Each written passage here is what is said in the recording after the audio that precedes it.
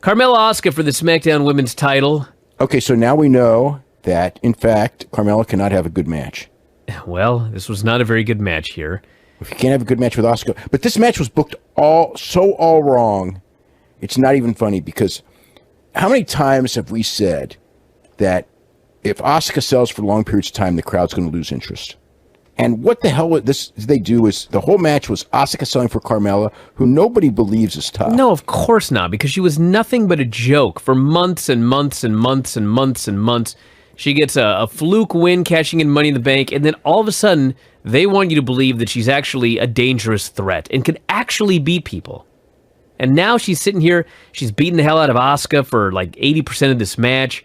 Asuka's just selling and selling and selling and selling. The crowd was just dead. They didn't care. And finally, up the stairs walks Asuka's doppelganger, dressed in the same robe, same mask.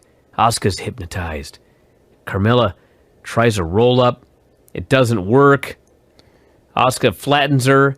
She goes back to looking at her doppelganger, who unmasks as James Ellsworth. For some reason, Asuka is turned to stone at the sight of James Ellsworth. Carmella super kicks her and pins her. Yeah, the crowd pretty much knew who it was all along. I mean, no, I don't think everyone did, but there was an Ellsworth chant, but it wasn't like super loud. But I thought that the spot of Asuka just staring at him forever and like completely ignoring Carmella, just, you know, it's like you cannot. I mean, it's like I don't think that you can make a baby face look worse if you were like sitting there in the office and going like, all right, me and you, we're sitting in the office. Okay, Asuka's like pretty good. So what can we do? What can we do in a match with Carmella to make Asuka look bad? Well, we'll have her sell the whole match. And then when James Ellsworth comes, she's just going to be like frozen like she's a 4-year-old or something, or a 7-year-old, and pay no attention. And then Carmella's going to super kick her and pin her. So that's what they did. So it was like, I mean, I guess that the idea is that they're trying to get Carmella over, and now that Asuka can lose, they're just going to beat her to death. Whatever. Great.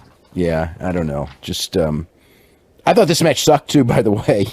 Although the finish got a big pop because people just went crazy when they saw James Ellsworth. It's like, I think that when it was over, it's one of those things where we got to see something. I guess James Ellsworth's return was really big. You know, I guess people really missed him. And I mean, he was really good at his role. I mean, whatever role he was asked to do, he did well. But yeah, like I mean, he did make everything. He did the best he could with what he was given every time. I give him that. So we had this women's Money in the Bank ladder match. Ember Moon, Charlotte, Alexa, Becky, Natalya, Lana, Naomi, and Sasha.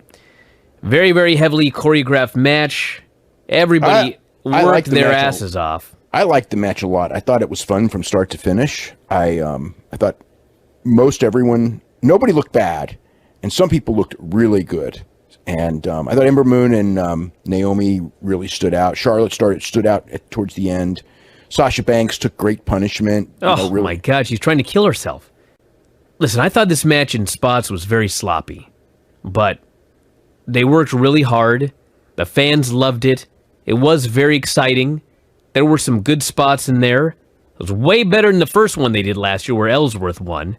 And I'm way better. Way better. Yep. Completely different league. So there's a Lana spot where she puts Alexa in the Accolade, but there are no submissions, so she tries to climb, and Naomi springboards onto the ladder. Oh, okay. Wait a minute. So they were like saying when Lana had was it Lana or was it Rusev? Well, they both did it. I mean, Rusev had the Accolade on like 4 guys or 3 guys at once later. Okay, but one of the Accolade spots, I think it was Lana, when they said, and I think it was Coachman who said it might have been Rusev.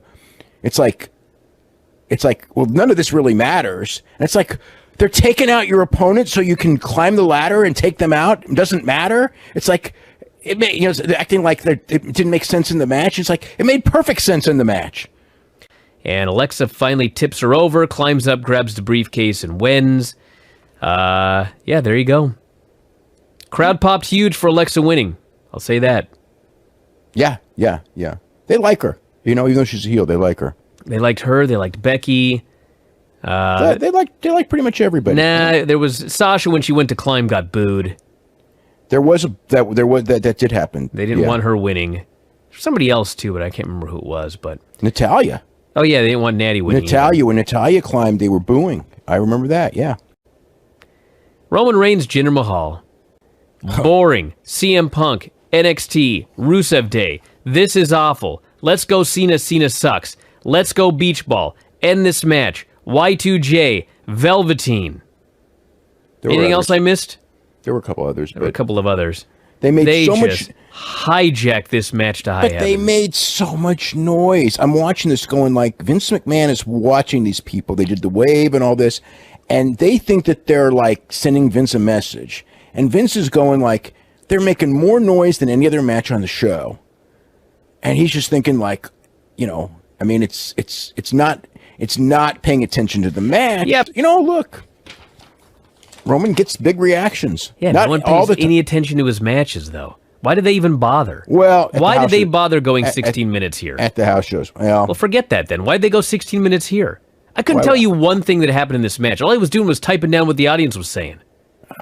They worked really hard. They were pounding each other. I can't say the Jinder was that good, but he was all right. Roman worked hard. What happened? It's a typical hard-hitting back-and-forth match. Any spots you can tell me about? Well, Roman did a drive-by and a Superman punch and a spear, so every match. And he destroyed Sameel Singh. That poor guy had to take a Superman punch and take this big flop over his wheelchair. He got out of his That was wheelchair. a great spot, actually. He got out of his wheelchair 2 minutes into the match and threw Roman into the post. Then he got out of his wheelchair a second time, and he didn't throw Roman into the post a second time, even though he tried. Yeah. I mean, how much? I don't know. What else are you going to do in a freaking match with a... Anyway, they went 18 minutes and Roman won with a spear. Nobody paid any attention to it.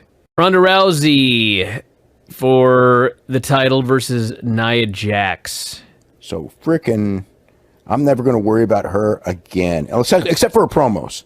But when it comes to a match, I mean, I'm sure that maybe not every match will be like this, but Ronda Rousey has something. Like a couple minutes into this match, it was just like when she was selling, it's like she has like that thing that like these guys like Ishii have or Shibata had it, Minoru Suzuki had it. That they're tough guys who believe what they're doing is real, as opposed to entertainers who are trying to entertain you. It's so different. It's like she's like the opposite of the Miz, in this thing. And it's not a knock on the Miz. And they've had their asses kicked.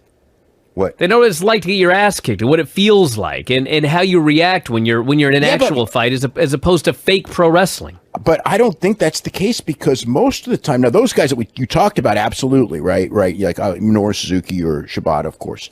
But most of the time when I see MMA guys in there, and I mean, there's exceptions. Okay, obviously Riddle's an exception, Tom's an exception, but still, most of the time, I feel like that they're out there playing fake pro wrestling. Yeah, they're out there playing professional wrestling. But the ones who understand that what they're doing is a worked version of real life, they're great.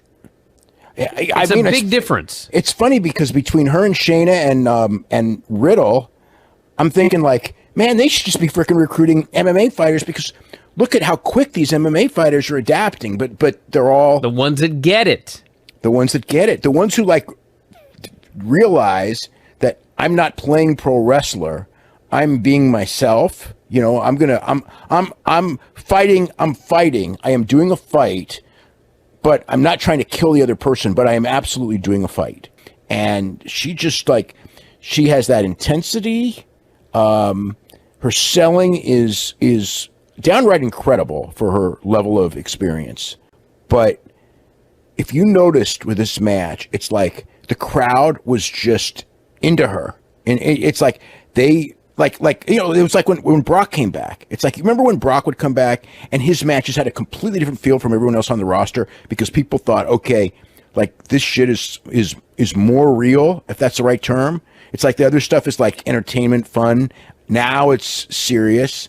And even though, Ronda did a lot of selling in the match, probably, yeah, but she's, it's funny you say that, because when I was told, this is a couple months ago, before, well before her first match, and I was told, you'll be surprised at how good her selling is. And my first thought was, that's maybe not a good thing. So I didn't have a problem with her selling as much as she did. I would have done it less, but in the end, the key parts were that her comeback was good. Her intensity was great. People were like completely with her. She didn't mess up anywhere. She worked a good match with Nia Jax, which is not the easiest thing to do. I mean, to say the least.